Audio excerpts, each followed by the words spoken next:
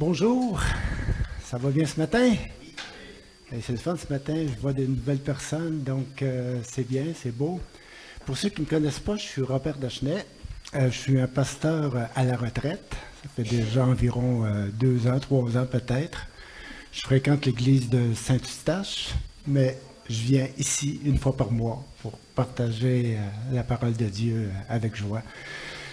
Une belle invitation qu'on m'a faite depuis environ 2 ans maintenant. Donc, c'est très, très bien. Le petit vidéo. Le voici, le voilà. Donc, ce matin, pour ceux qui se sont rajoutés à nous, on est en train de faire une petite série sur la prière. Seigneur, apprends-nous à prier. C'est la prière que les disciples ont faite à Jésus après l'avoir entendu lui-même prier. Ils lui ont dit, bien Seigneur, on aimerait ça que tu puisses nous apprendre à prier comme toi tu pries. Et Jésus leur a donné un petit enseignement. Donc on est en train, on est allé à l'école de Paul ensuite pour apprendre à prier. Et à l'école de Paul, il y a 4 belles prières, 2 dans Éphésiens, une dans Philippiens et une dans Colossiens. Donc ce matin, nous allons voir la 4e, qui se trouve être la prière de Paul à l'église des Colossiens. Remplis-nous de la connaissance de ta volonté. Je vous ai donné des feuilles. Sur la première feuille, en avant. En arrière, ce sont les 4 prières. Donc, si vous voulez garder ça pour vous. Mais nous, on va se concentrer sur la prière de Paul aux Colossiens.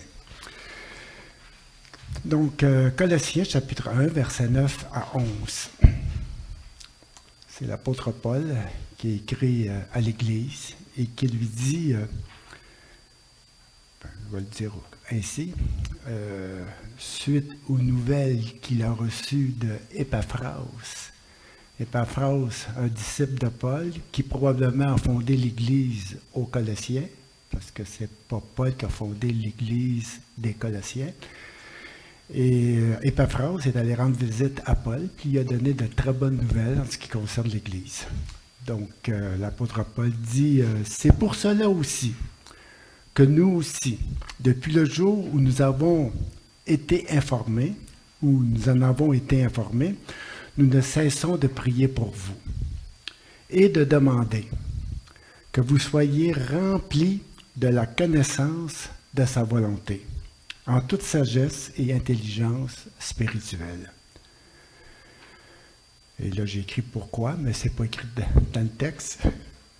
Pour marcher d'une manière digne du Seigneur, lui être entièrement agréable, portant des fruits en toutes sortes de bonnes œuvres, et croissant dans et par, j'ai mis les deux, ça dépend des traductions, la connaissance de Dieu, fortifié à tout égard par sa puissance glorieuse, en sorte que vous soyez toujours et avec joie persévérants et patients. Une très très belle prière de l'apôtre Paul pour l'Église aux Colossiens. Pour nous aussi, elle s'adapte facilement à nous. On est tous pareils, hein? On est tous des croyants, on est tous des chrétiens, on est tous venus au Seigneur. Et une des premières choses que nous avons faites quand nous sommes venus au Seigneur, c'est de chercher la volonté de Dieu. On l'a tout cherché, cette volonté de Dieu, soit pour notre vie, soit pour les autres, soit pour l'Église. Donc, nous cherchons tous à connaître la volonté de Dieu, de connaître les intentions de Dieu, de connaître les projets de Dieu, de connaître les plans. Plans secrets, non. Révélés, en tout cas. Donc, pour plusieurs chrétiens, encore, ça demeure un mystère. C'est quoi les intentions de Dieu? C'est quoi la volonté de Dieu? Donc, Paul désire que nous soyons tous, pas seulement quelques-uns, que nous soyons tous un peu remplis, que nous soyons remplis de la connaissance de sa volonté en toute sagesse et intelligence spirituelle. Donc, Seigneur, ce matin, on te demande ta grâce. On te demande de nous révéler ta volonté en toute sagesse et intelligence spirituelle. Amen.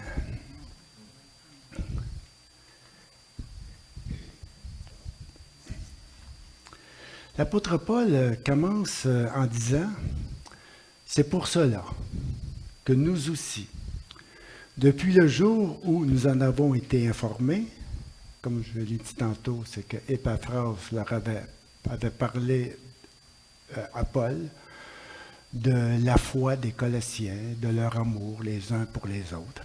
Et l'apôtre Paul a été sûrement encouragé d'entendre des bonnes nouvelles semblables, de l'harmonie qui pouvait régner dans l'Église, l'amour, la foi, et ainsi de suite. Donc il dit, depuis le jour que j'ai entendu, que j'ai été informé, Paul il est en prison, là, hein? Il est allé le voir. Puis il dit, depuis le jour où j'en ai été informé, nous ne cessons de prier pour vous.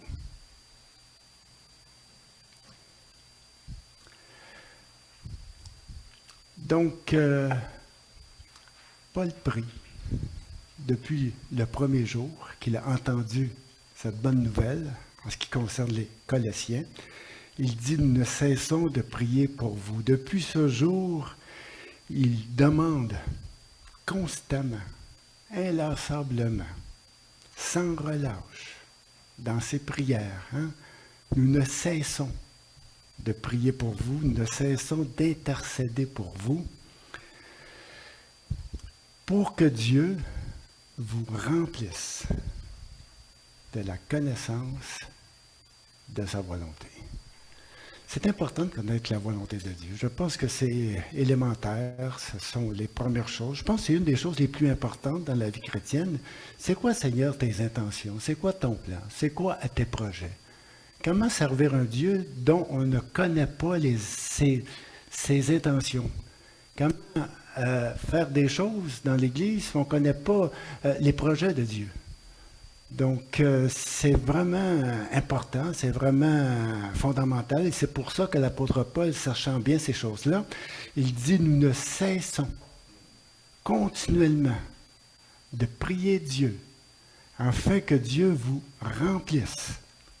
Et j'insiste là, que Dieu vous remplisse. Dieu veut nous remplir de la connaissance de sa volonté. Vous savez, Dieu a une volonté.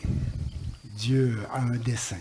Dieu a un plan qu'il a formé en lui-même. La Bible nous dit, même avant la fondation du monde, même avant que nous soyons là. Pour plusieurs, surtout dans le monde, pour plusieurs, Dieu, c'est une sorte de forme impersonnelle, sans intention, sans volonté, une sorte de lumière, de puissance, d'énergie, qui n'a aucune intention. C'est là, ça existe, c'est dans les airs.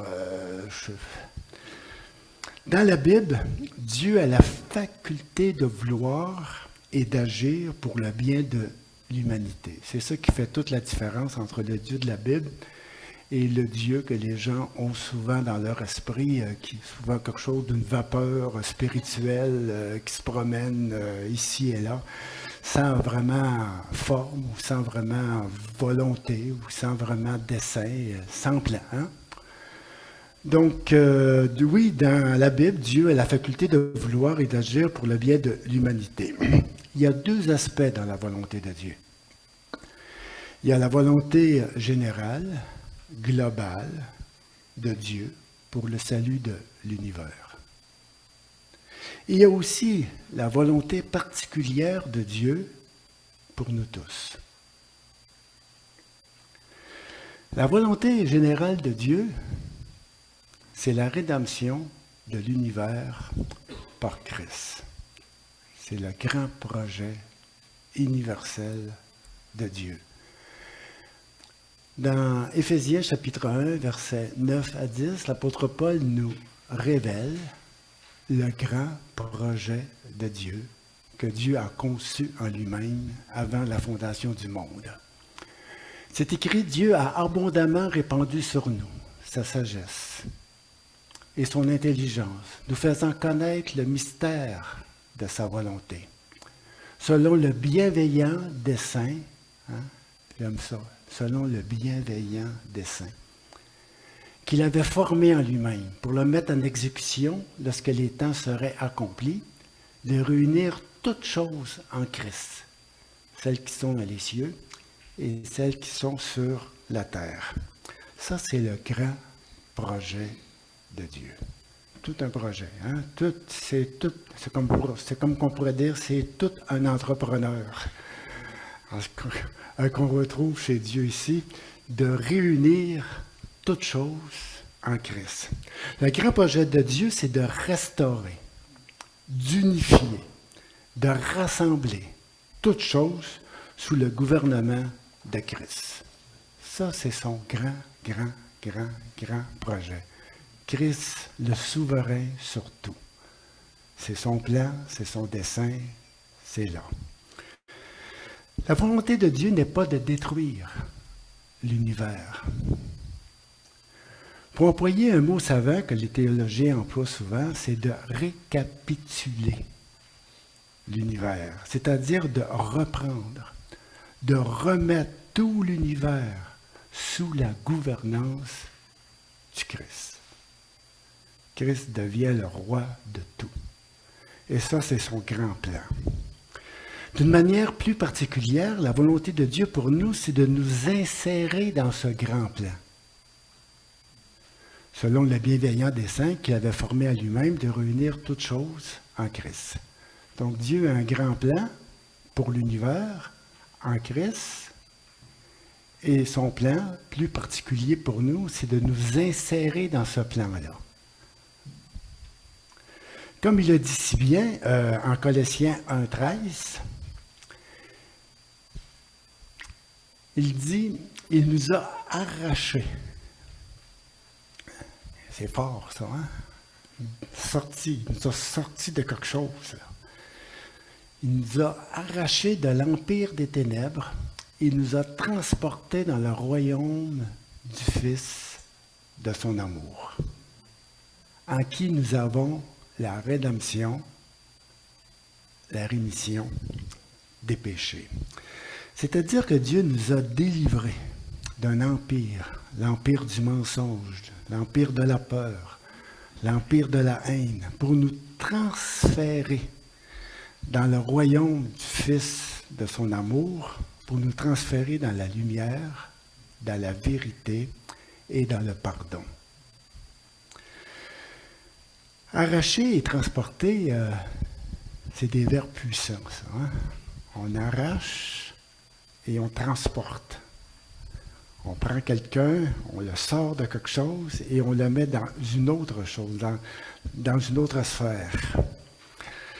Donc Dieu nous a délivrés, retirés de la pensée ténébreuse du monde en ce qui concerne les choses de Dieu. Le monde, là, sont enténébrés par une sorte de spiritualité bizarre. Qui est Dieu? Qui est la volonté de Dieu? Les gens sont spirituels sans connaître Dieu. Hein? La spiritualité, il y en a de toutes les formes, de toutes les sortes, de toutes les croyances. Chacun a sa propre spiritualité, surtout aujourd'hui dans le monde dans lequel on vit. Donc, il y a toutes sortes de choses. C'est ténébreux, on ne sait plus trop. C'est pas clair, c'est clair plus peut-être pour un, pour l'autre. En tout cas, ça dépend pour qui. Mais il y a beaucoup de confusion à travers tout cela. Et Dieu nous a retirés de ça. Il nous a retirés de la pensée du monde. Et il nous a transportés dans une autre sphère. Il nous a transportés dans une nouvelle dimension, une nouvelle réalité. Il nous a transportés dans le royaume du Fils de son amour. Donc, pour simplement le dire, Dieu nous a transportés dans un royaume de pardon, de réhabilitation, pour restaurer nos cœurs, pour rénover nos pensées en ce qui concerne les choses de Dieu. Dans l'original, les deux verbes nous a arrachés, nous a transportés. Ces deux verbes-là indiquent ce qui dure toujours. Dieu nous a transportés, il continue de le faire et il va le réaliser pleinement. C'est quelque chose qui nous habite aujourd'hui. Dieu nous a, aujourd'hui, c'est présent, Dieu nous a transportés dans le royaume du Fils de son amour. On est dans une autre dimension et ça, c'est la volonté de Dieu pour nous. La volonté de Dieu, c'est de nous transporter dans le royaume du Fils de son amour. Je ne savais pas que Dieu avait un plan si grand pour moi, si grand pour nous. Des fois, on est pris avec une petite volonté de Dieu. Hein? Qu'est-ce que je dois faire? C'est dans le quotidien, on ne sait pas trop. On cherche quelque chose, on ne trouve pas, on ne sait pas, on l'a vu, on ne l'a pas vu, on revient, on repart. Pas facile la vie, hein? Mais ce qui est bon, c'est que Dieu nous a transportés dans le royaume du Fils de son amour.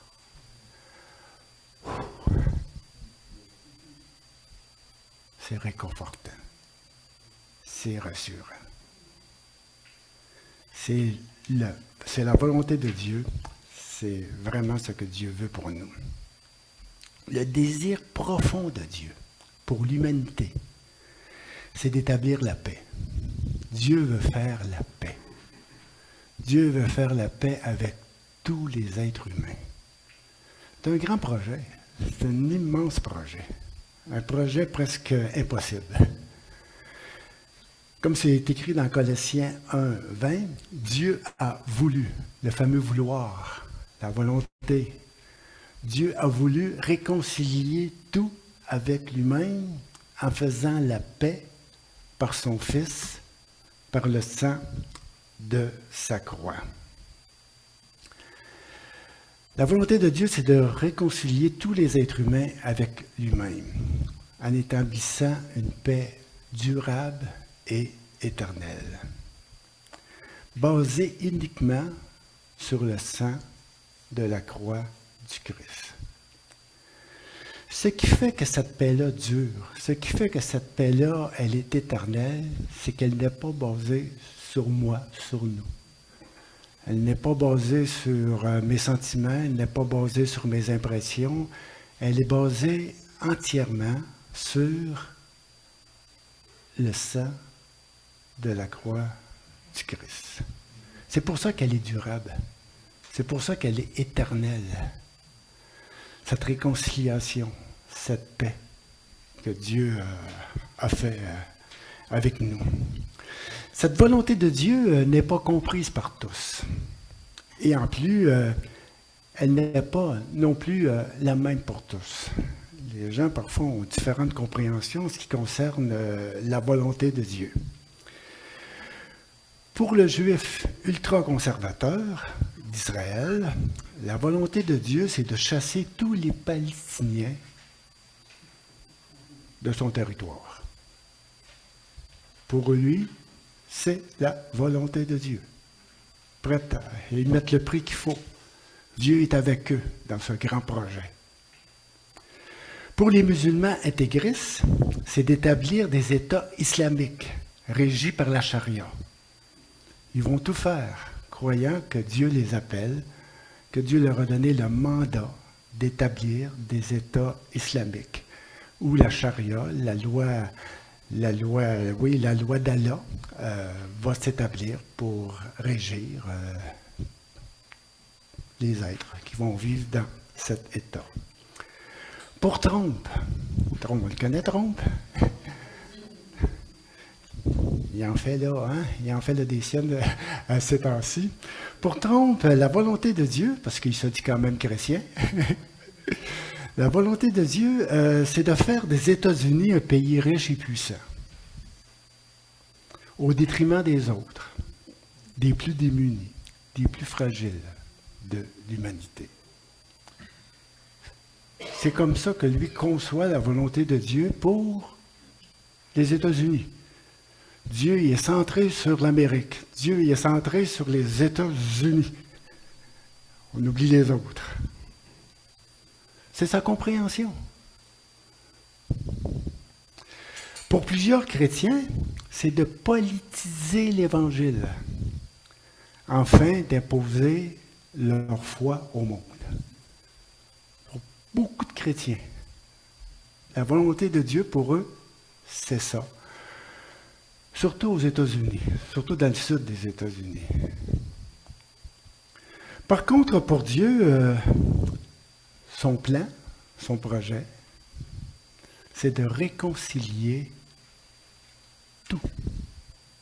toute l'humanité avec lui-même. C'est de restaurer, d'unifier, de rassembler toutes choses sous le gouvernement de Christ. Et c'est ça le grand projet de Dieu. De tout vraiment unifier, rassembler toutes choses sous le gouvernement de Christ. Ce n'est pas d'exclure, de diviser, de détruire. C'est de faire la paix avec tous les êtres humains. C'est le grand projet de Dieu. C'est le grand projet de Dieu. Dieu ne veut pas détruire le monde. Comme Paul le dit si bien dans sa lettre à Timothée, chapitre 2, au verset 4, lorsqu'il dit « Ce que Dieu veut, c'est que tous les hommes soient sauvés sans exception. » Ça, c'est le grand projet de Dieu. Et pour s'y faire, Christ est mort pour tous les êtres humains, sans exception. Comme Jésus le dit si bien dans Jean chapitre 3, verset 17, Dieu n'a pas envoyé son Fils pour qu'il juge le monde, c'est-à-dire pour qu'il le condamne, le punisse, le détruire, mais pour le sauver, pour lui donner vie. Et ça, c'est le grand projet de Dieu en envoyant son Fils. C'est un projet de rédemption. Dieu veut réparer, reconstruire, rassembler. Dieu veut faire du bien. Dieu veut faire la paix. Dieu veut établir son grand shalom, un bonheur universel de justice et de paix pour tous les êtres humains. Le désir de Paul, dans sa prière, c'est que nous soyons tous remplis de la connaissance de la volonté de Dieu. Pas seulement un peu remplis de la connaissance de la volonté de Dieu en toute sagesse et intelligence spirituelle. Le mot connaissance, paraîtrait-il que dans l'original, signifie une connaissance exacte, précise, entière, réelle de sa volonté. Paul désire que nous soyons tous remplis totalement, pleinement d'une connaissance exacte de la volonté de Dieu. C'est ça que Dieu veut. Dieu veut nous remplir de cette connaissance et c'est tellement important, c'est fondamental. Quand je me souviens des premières années de ma vie chrétienne, je cherchais la volonté de Dieu. Je cherchais, j'essayais de déterrer quelque chose pour tout, pour le rien. Je me compliquais la vie dans mon quotidien. C'était quoi la volonté de Dieu? Si je devais acheter, ça allait même à me dire si je devais acheter tel type de voiture par rapport à l'autre, si je devais aller habiter dans telle maison. En tout cas, ça ne finissait plus.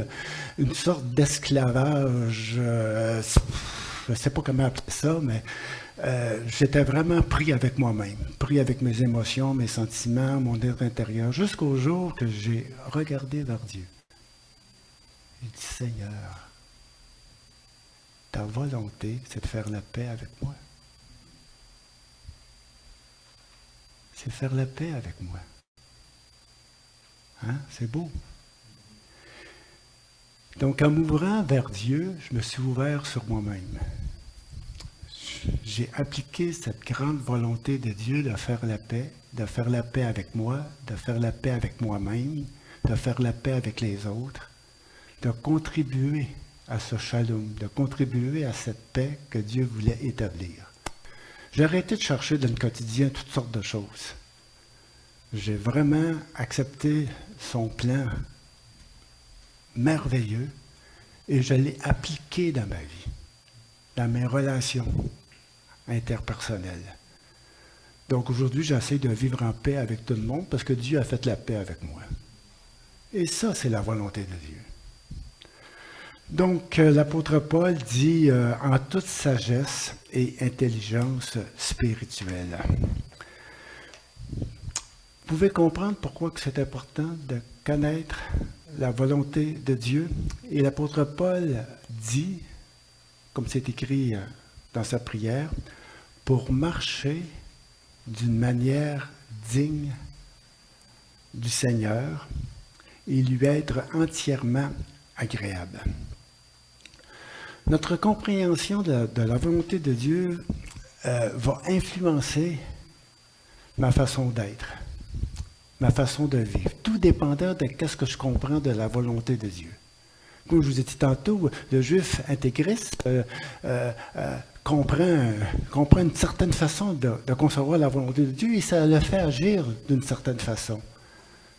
Le musulman aussi, il croit connaître la volonté de Dieu et ça le fait agir. Et pour lui, il est dans la volonté de Dieu. Vous savez, Jésus un jour a dit dans Jean 16, je pense, Jésus, ça m'a toujours frappé cette parole-là. Jésus, en parlant de ses disciples qui étaient pour être maltraités, Jésus dit, c'est écrit comme ça, hein, ils vous feront mourir croyant plaire à Dieu. Ils vous feront mourir en croyant faire la volonté de Dieu. Hey, écoute, là, il y a quelque chose, là. Je vous le dis, là, la façon qu'on conçoit la volonté de Dieu fait en sorte qu'on a des comportements en conséquence. Et c'est pour ça que c'est important d'avoir une bonne connaissance de la volonté de Dieu pour qu'on puisse vraiment agir d'une façon qui est agréable à Dieu. Une façon qui reflète les intentions de Dieu. Parce que si en partant c'est confus, c'est pas trop clair, je vais me diriger dans toutes sortes de chemins où je ne sais pas trop. Donc la volonté de Dieu, elle est vraiment importante. C'est pour ça qu'il dit, je demande que vous soyez remplis de la connaissance de la volonté de Dieu pour marcher. La marche, c'est le quotidien, ça, hein? Jour après jour. Pour marcher d'une façon digne du Seigneur, pour marcher en accord, en conformité avec sa volonté, de marcher en sorte de refléter les intentions de Dieu dans notre marche quotidienne. Une marche qui lui fait honneur, qui lui soit agréable. Selon le contexte de l'épître aux Colossiens, marcher où? Marcher quoi? Selon le contexte de la lettre aux Colossiens, marcher, c'est de marcher dans le Christ.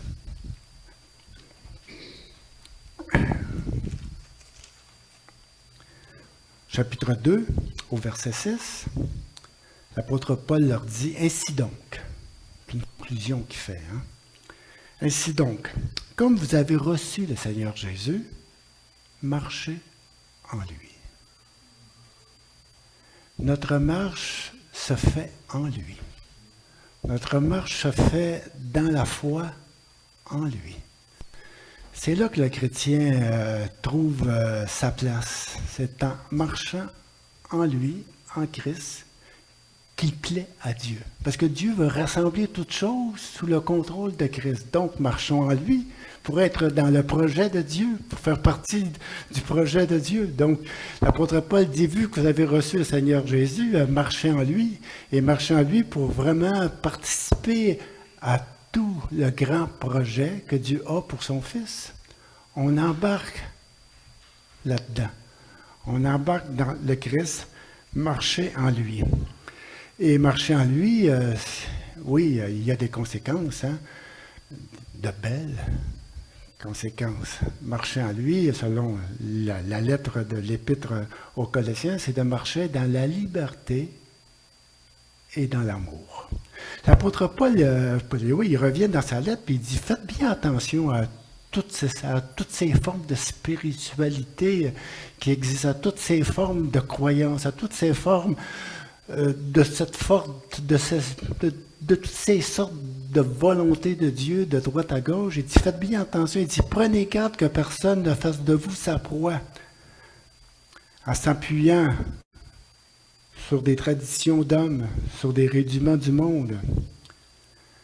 Au verset 20, il va dire, si vous êtes morts avec Christ aux rudiments du monde, c'est-à-dire aux enseignements élémentaires en ce qui concerne la religion, les éléments qui sont vraiment de base, là, hein. Il dit, si vous êtes morts à ces choses-là, parce qu'on a été transféré dans le royaume du Fils de son amour, donc on sait, hein, il y a quelque chose qui meurt, là, il y a quelque chose qu'on est sorti, puis on est vraiment plus là, on est rendu ailleurs.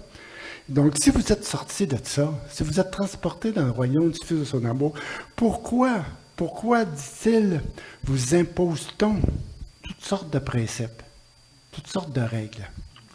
Ne prends pas, ne goûte pas, ne touche pas, préceptes qui tous deviennent pernicieux par l'abus et qui ne sont fondés que sur les ordonnances et les doctrines des hommes. Dans le monde spirituel, malheureusement, dans les églises, ça existe beaucoup. Et peut-être un peu trop. Il y a de l'abus dans les règles, dans les règlements, qui ne sont fondés que sur des ordonnances et les doctrines des hommes. Ils ont la vérité une apparence de sagesse, de spiritualité, en ce qu'ils indiquent un culte volontaire, un engagement, de l'humilité. Et le rejet de ce que, l'apôtre Paul dit, et le mépris du corps, et le rejet de ce que l'être humain est en lui-même. Mais ils sont sans aucun mérite. C'est fort, qu'est-ce qu'il dit? Ils contribuent à la satisfaction de la chair. Moi, je suis spirituel. Moi, je fais, moi, j'agis. Moi, je suis comme ça. Et il y a des gens qui se flattent dans leur spiritualité. Ils se flattent assez qu'ils se pensent un petit peu meilleurs que les autres. Ils ont quelque chose de plus que les autres n'ont pas. Ils font quelque chose de mieux que les autres n'arrivent pas à faire. Donc l'apôtre Paul dit, c'est vrai, ils ont une apparence de spiritualité, une apparence de sagesse, mais ils sont sans aucun mérite. Puis ils contribuent tout simplement à se donner, une sorte d'apparence spirituelle. Donc l'apôtre Paul dit tout ça de façon à ce qu'on puisse vraiment marcher d'une manière digne du Seigneur et portant des fruits en toutes sortes de bonnes œuvres. Cette connaissance de Dieu, elle nous rend fructueuses. Elle nous fait porter des fruits en toutes sortes de bonnes œuvres. Elle est fertile, productive, féconde. Elle produit toutes sortes de bonnes œuvres pour le bien de tous. Ses fruits sont abondants, sont diversifiés, toutes sortes de bonnes œuvres. Vous savez, l'Église, c'est le jardin de Dieu. Dans le jardin de Dieu, il y a toutes sortes de plantes, toutes sortes d'arbres, fruitiers. Il y a des vignes, des pommiers, des pruniers, des grenadiers, des noisetiers, et. Chaque individu, chaque personne, chaque arbre que Dieu plante porte ses propres fruits. Un noisetier ne produira jamais des pêches. Un pommier ne produira jamais des prunes. Et nous sommes vraiment des individus, nous sommes vraiment des arbres, tellement différents les uns des autres, que les fruits que nous portons sont aussi différents les uns des autres. Chacun a sa façon d'exprimer la bonté de Dieu. Chacun a sa façon d'exprimer la miséricorde de Dieu. Chacun a sa façon d'exprimer la compassion que Dieu a. On est tous différents. Et chacun a sa façon, chacun a sa manière, chacun porte ses fruits. C'est la diversité, c'est le jardin de Dieu. Mes fruits ne sont pas les tiens et les tiens ne sont pas les siens. On est différents. On voudrait parfois tous porter les mêmes fruits. On voudrait tous être des pommiers, mais non. Il y a de la diversité. Et chacun porte ses propres fruits. Et c'est ça. C'est ça qu'en tout cas, la connaissance de Dieu fait en sorte qu'on peut vraiment produire des fruits de toutes sortes. Parce que là, je regarde l'heure, puis je me dis, il va falloir que je finisse bientôt. Donc, tout simplement pour dire que oui, la connaissance de Dieu nous fait marcher d'une manière digne du Seigneur.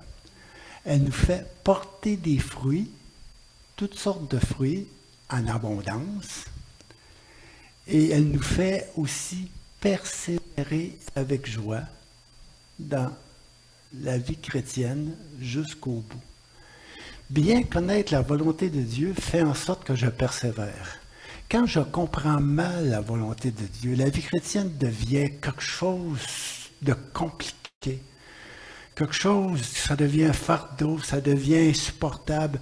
Et ce qui fait en sorte qu'on se décourage aussi à travers tout cela, parce que ce que l'on voit, ce que l'on perçoit, c'est presque insurmontable.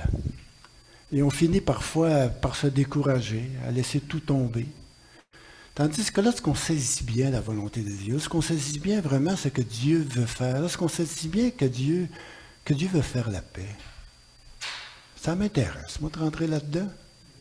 Ça m'intéresse de travailler pour la paix, moi, avec ceux qui sont autour de moi. C'est un beau projet.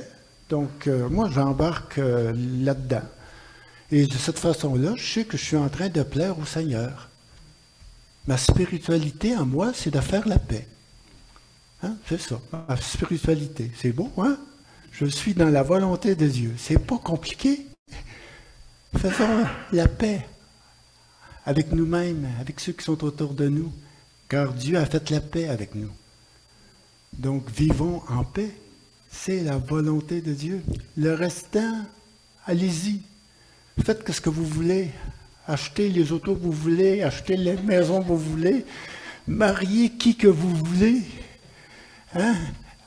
Travaillez où est-ce que vous voulez. Si c'est plus payant là, ben faites-le. Si c'est moins payant là, ben changez de job. Ou je ne sais pas trop. Mais la vie, c'est la vie. Mais à travers tout cela, moi, je veux faire la paix. Je veux faire la paix avec moi-même. Je veux faire la paix avec ceux qui sont autour de moi, que ce soit en mon travail, que ce soit à l'école, peu importe. C'est vraiment de faire la paix avec ceux qui sont autour de moi. Donc, tout simplement pour dire que, oui, on va aller à l'autre. Donc, il y a 3 verbes qui sont vraiment importants pour moi, là. Notre compréhension de la volonté de Dieu va influencer nos comportements, marcher, fructifier, persévérer. Marcher d'une façon agréable à Dieu, porter du fruit en abondance, des fruits de miséricorde. Et là, j'insiste parce que des fois, on comprend toutes sortes de choses. Les fruits, c'est quoi les fruits? On ne sait plus trop, là. Donc, soyons bons. Des belles pommes de bonté, là, ça fait du bien. C'est bon. Donc, portons du fruit, portons de très bons fruits. Et cette connaissance nous fait aussi persévérer dans la foi en Jésus-Christ, à travers les épreuves, à travers les difficultés. Ce n'est pas toujours facile, mais ça nous aide à persévérer et d'aller jusqu'au bout. Donc, ma prière, notre prière, Seigneur, remplis-moi de la pleine connaissance de ta volonté. C'est ma prière. C'est ma prière pour vous, c'est la prière de Paul pour nous. C'est important, c'est fondamental. Seigneur, remplis-nous. Donc, c'est une prière qu'on doit faire en Église, c'est une prière qu'on doit faire entre nous. Seigneur, remplis-nous. Moi, je remarque souvent, je vais faire une petite parenthèse, je remarque souvent que la prière tourne autour, souvent, dans les réunions de prière, dans toutes les réunions de prière que j'ai été, à 90%, sinon plus, ça tourne toujours autour de mes petits besoins. Mal à la tête, mal aux genoux, mon boss, il n'est pas gentil. C'est toujours très restreint. Là, hein? Puis j'ai rien contre ça, parce que ça fait partie de la vie. Puis la souffrance fait en sorte qu'on est porté à prier pour la souffrance qu'on a aussi. Mais il y a quelque chose de plus grand que ça, quelque chose qui va au-delà de ça. Et ça, c'est une prière qui doit être faite. Seigneur, remplis ton Église de la connaissance de ta volonté, afin que nous marchions d'une façon qui te soit agréable, afin que nous soyons une communauté de vie, une communauté qui porte du fruit, la bonté, la miséricorde, la compassion. Seigneur, remplis-nous et fais-nous marcher dans tes voies. On veut vraiment rentrer dans ton plan, on veut vraiment rentrer dans le grand plan que tu as préparé en Jésus-Christ pour l'univers. On veut vraiment entrer dedans, dans le royaume du Fils de ton amour, pour qu'on puisse vraiment vivre en paix. Donc, écoutez, je vous laisse avec ça.